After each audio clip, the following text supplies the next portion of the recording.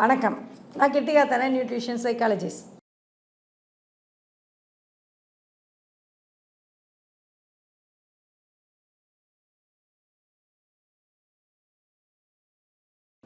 எங்கிட்ட நிறைய பேர் குழந்தை வளர்ப்புக்கு என்ன செய்யணும், குழந்தை வளர்ப்புக்கான ரகசியங்கள் என்ன, எப்படிலாம் குழந்தைய வளர்க்குறது அப்படின்னு சொல்லுவாங்க. நான் ஆக்சுவலி குழந்தைய வளர்த்தேனா அப்படின்னு பார்த்தா, ஒரு குழந்தை தான் ஒரு அம்மாவை வளர்க்குது அப்படிம்பேன். நம்ம குழந்தை பிறந்தோடனே நம்மளோட தூக்கத்தை மாற்றக்கூடிய விஷயங்களை அந்த குழந்தை பண்ணுது. ஒரு குழந்தை பிறந்தோடனே ஒரு அப்பா தனக்கு பொறுப்பாக இந்த குழந்தைக்கு எதிர்காலத்துக்கு என்ன வேணும்னு யோசிக்க ஆரம்பிக்கிறாங்க. ஒரு அம்மா அந்த குழந்தைக்கான ஒரு விஷயத்தை கொடுக்குறாங்க. அப்பா அம்மாவுக்குமான ஒரு பாண்டிங்கை அந்த குழந்தை கொடுக்குது. அந்த குழந்தை ஒரு அம்மாவையும் அப்பாவையும் வளர்க்குதே தவிர்த்து அம்மாவும் அப்பாவும் குழந்தை வளர்க்குறது அப்படிங்கிறது மிக மிக குறைவு. ஸோ இன்றைக்கி நம்ம என்ன பண்ண போகிறோம் அப்படின்னா, குழந்தை அம்மா அப்பாவை எப்படி ஹேண்டில் பண்ணுது, அம்மா அப்பா குழந்தையை எப்படி ஹேண்டில் பண்ணுது, அதன் ஆரோக்கிய விஷயங்கள், இதெல்லாம் பேசலாமா? பொதுவாக குழந்தைகளுக்கு இந்த மெமரி கான்சன்ட்ரேஷன் இம்ப்ரூவ் பண்ண எந்த மாதிரியான டயட்லாம் ஃபாலோ பண்ணலாம்? மெமரி கான்சன்ட்ரேஷன் இம்ப்ரூவ் பண்ணுறது அப்படிங்கும்போது முதல்ல ஸ்க்ரீன் டைமை குறைக்கணும். ஃபோனுக்கு டயட் கொடுக்கணும். என்னடா அது செல்ஃபோன் டயட்டா அப்படின்னா, ஆமாம். ஏன்னா எப்படி சர்க்கரை அதிகமாக சாப்பிட்றது தப்போ, செல்ஃபோன் அதிகமாக பார்க்குறதும் தப்பு. மெமரியோட இப்போ எல்லாம் என்னென்னா, இன்ஸ்டா ரீல் முன்னெல்லாம் 1 நிமிஷம் பார்த்தாங்க. இப்போ 30 செகண்ட் போய் 22 செகண்ட். இப்போல்லாம் குழந்தைங்க 15 செகண்டுக்கு மேலே ஒரு ரீல்ஸ் பார்க்க மாட்டேங்கிறாங்க. ஏன் அப்படின்னா, அந்த டோப்பமைன் இப்படி இப்படி பார்த்து பார்த்து பார்த்து பார்த்து நான் இன்றைக்கி பார்க்குறேன். எங்கள் வீட்டில் ஒரு குழந்தை வந்துச்சு, இப்படி ஃபோனை எடுத்துச்சு. ஏன்டா என்ன ரீல்ஸ் பார்க்குற அப்படின்னு. ஒரு ரீல்ஸ் எடுத்தான் இப்படிங்கிறான், ஒரு ரீல்ஸ் எடுத்தான் இப்படிங்கிறான், ஒரு ரீல்ஸ் எடுத்தான் இப்படிங்கிறான். எந்த ரீல்ஸ்லையுமே அவனால் ஒரு 5 செகண்டுக்கு மேலே கூட இருக்க முடியல. இப்போலாம் 5 செகண்ட் 6 செகண்ட் அளவுக்கு அந்த ஃபோக்கஸ் குறைஞ்சி போச்சு. ஸோ முதல்ல செல்ஃபோனுக்கு டயட் கொடுக்கணும். முடிஞ்ச வரைக்கும் 16 வயசு இப்போ கூட கர்நாடகாவில் ஒரு சட்டமாக கொண்டு வரலான்னு யோசிச்சுட்டு இருக்காங்க. 17 வயசுக்கு உட்பட்டு குழந்தைங்களுக்கு செல்ஃபோன் கொடுக்க வேண்டாம் அப்படின்னு. ஸோ அந்த மாதிரி நம்ம 16 வயசுக்கு உட்பட்டு ஸ்க்ரீன் டைமை மிக மிக மிக குறைக்கணும். அடுத்து புத்தகங்கள் என்ன பண்ணுன்னா, பிரெயினோட நியூரோ டிரான்ஸ்மிட்டரை அதிகப்படுத்தும். புத்தக வாசிப்பை அந்த மெமரியோட கனெக்ஷன்ஸை ரொம்ப ஸ்ட்ரென்தன் பண்ணும். ஸோ அந்த புத்தக வாசிப்பை நம்ம குழந்தைகளுக்கு அதிகப்படுத்தும். ஸோ அந்த புத்தக வாசிப்பு, செல்ஃபோன் குறைக்கிறது, இதெல்லாம் நம்ம சரி பண்ணும்பொழுது மெமரி அதிகமாகும். அடுத்து தான் அவங்களோட உணவு ரொம்ப ரொம்ப முக்கியம். அதுவும் முக்கியமாக நம்மளோட ப்ரெக்னென்சியில் நியூரோ டிரான்ஸ்மிட்டர்ஸ், நியூரோன்ஸ் எல்லாமே ஃபார்ம் ஆகிற டைம். அந்த ஃபார்ம் ஆகிற டயத்தில் நல்ல ப்ரோட்டீன் உணவுகள் ப்ரெக்னென்சிலே எடுத்துக்கணும். அதான் குழந்தை பிறந்து குழந்தைக்கு மூளையை வளர்க்க முடியாது. குழந்தையே ஷார்ப்பாக மூளை இருக்கணும்னா நம்ம ப்ரெக்னென்சியில் ப்ரோட்டீன் இருக்கணும். எப்போதுமே ப்ரெக்னென்சி டயட்டு ரொம்ப ரொம்ப ரொம்ப ரொம்ப முக்கியம். ப்ரெக்னென்சி டயட்டுக்கு அப்புறம் அதுக்கு தாய்ப்பால் கொடுக்கறது மூலமாக அதோட கட் மைக்ரோபயம் சரியாகும். கட் மைக்ரோபயம் சரியாகிறதுனால இன்ஃப்ளமேஷன், கட் நர்வெலாம் ரொம்ப ஸ்ட்ராங் ஆகி அதோட விஷயங்கள் மெமரிக்கு யூஸ் ஆகும். இந்த மாதிரி பல விஷயங்கள், முக்கியமாக ப்ரோட்டீனும் ஃபேட்டும். நிறைய பேர் ப்ரோட்டீனை பற்றியே பேசுகிறோமே தவிர்த்து குழந்தைக்கு தேவையான கொழுப்பை பற்றி பேசுகிறதே இல்லை. குழந்தைக்கு நல்ல கொழுப்பான உணவுகள் அதிகம் தேவை. அதாவது நம்ம கீட்டோன் பாடி அப்படிங்கும்போது எதில் கொழுப்பு இருக்குன்னா, முட்டை வெள்ளைக்கருவோட மஞ்சள் கருவோட வெள்ளைக்கருவோட மஞ்சள் கருவும் இருக்கணும். அனிமல் ஃபேட்டில் நல்ல கொழுப்பு இருக்குது. அதுக்கப்புறம் சிக்கன், மட்டன் அடுத்த ரக கொழுப்பு இருக்குது. அதை தவிர மீனில் இருக்கிற ஒமேகா 3 கொழுப்பு மிக அதிகம். நம்மளோட ஃபேட்டி ஆசிட்ஸ் எல்லாமே ஒமேகா 6 ஃபேட்டி ஆசிட் ஜாஸ்தியாக இருக்கிறதுனால நம்ம குழந்தைங்களோட பிரெயின் கான்சன்ட்ரேஷன் குறையும். ஸோ நம்மளோட கொழுப்பு, ஃபேட்டி ஆசிட்ங்கிற கொழுப்பும் ப்ரோட்டீனும் மூளையை காப்பாற்றக்கூடிய முக்கியமான விஷயங்கள். அதுக்கப்புறம் கட்டை காப்பாற்றக்கூடிய ஃபைபர், இது 3த்தையுமே குழந்தைங்களுக்கு சரியாக கொடுத்தோம் அப்படின்னா ப்ரெக்னென்சிலேருந்து வளரும் மாதிரி சரியாக கொடுத்தா நல்லாயிருக்கும். Okay ma'am, junk food brain டெவலப்மெண்ட்டை எந்த மாதிரியாக அஃபெக்ட் பண்ணுது மேம்?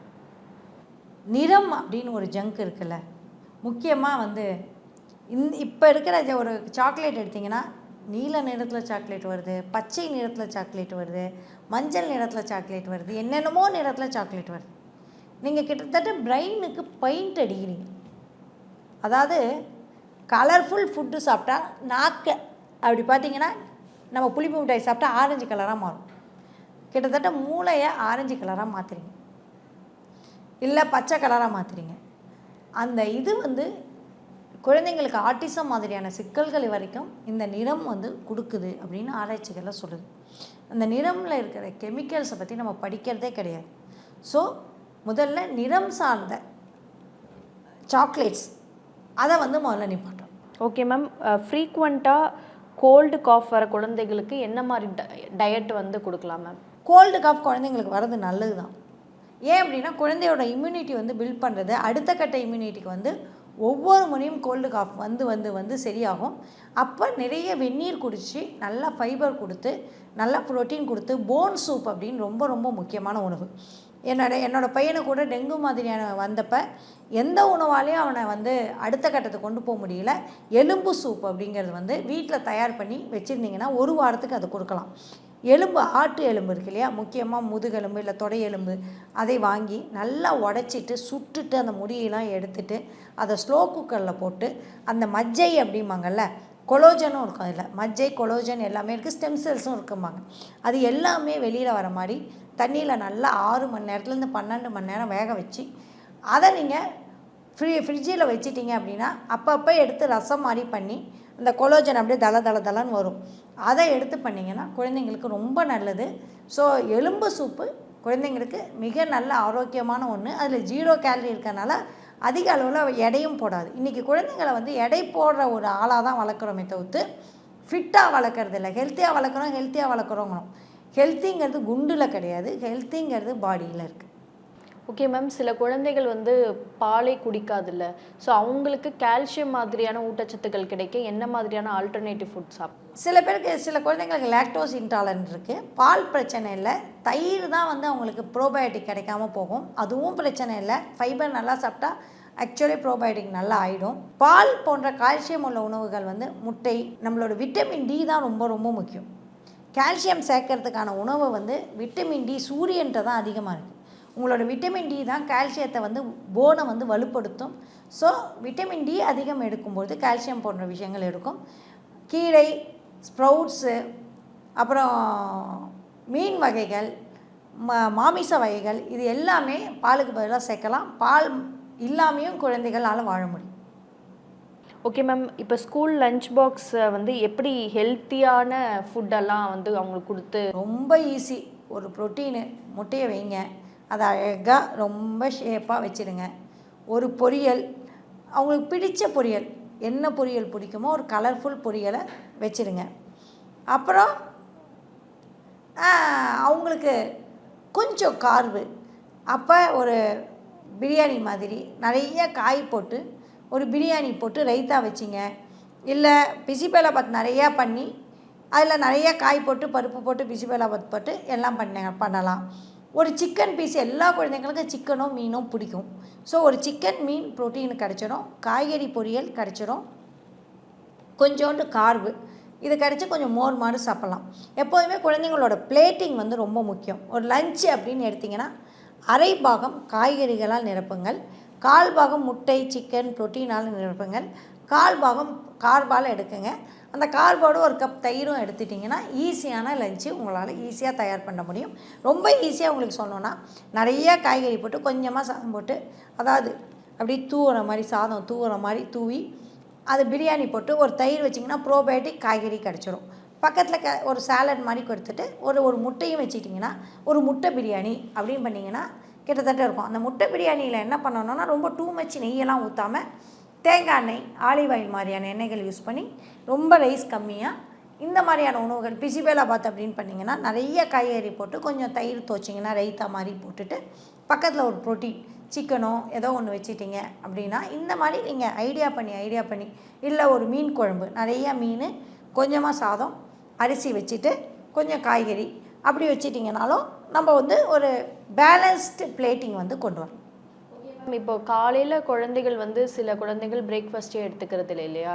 ஸோ அந்த பிரேக்ஃபாஸ்ட் ஸ்கிப் பண்ணுற குழந்தைங்களுக்கு அவங்களுக்கு என்ன மாதிரியான பாதிப்புகள் ஏற்படும்? உணவு இப்போ வந்து ரொம்ப ஓவர் நியூட்ரிஷன் ஜாஸ்தியாக இருக்குது. குழந்தைங்க யாரும் பசிச்சா சாப்பிடாமல் இருக்க மாட்டாங்க. அவங்களுக்கு பசிக்கலை அதனால் சாப்பிடல, இல்லாட்டி நம்ம ஓவராக கம்பல் பண்ணி சாப்பாட்டு மேலே வெறுப்பு வந்து தான் அவங்க சாப்பிடாமல் இருப்பாங்க. ஸோ அவங்களோட பசிக்கிற டைம் வரைக்கும் நம்ம அலோவ் பண்ணலாம். எந்த குழந்தைக்கும் பசிக்காமல் இருக்காது. காலையில் பிரேக்ஃபாஸ்ட் எந்த அளவுக்கு மேம் இம்பார்ட்டண்ட்?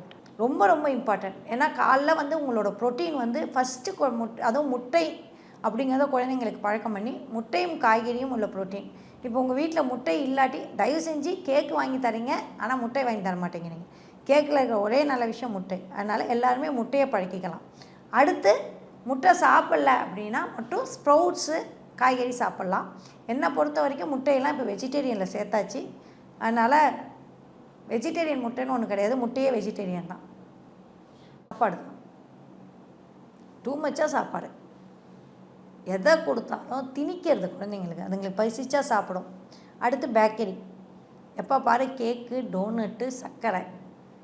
ஹார்லிக்ஸ் இருக்குல்ல, ஹார்லிக்ஸில் ஆல்ரெடி சர்க்கரை இருக்குது, அதில் சர்க்கரையை போடுவோம். பூஸ்ட்டு சர்க்கரையை போடுவோம். என் குழந்தைக்கு ஜூஸு தான் கொடுப்பேன். ஜூஸில் இப்போ எடுத்து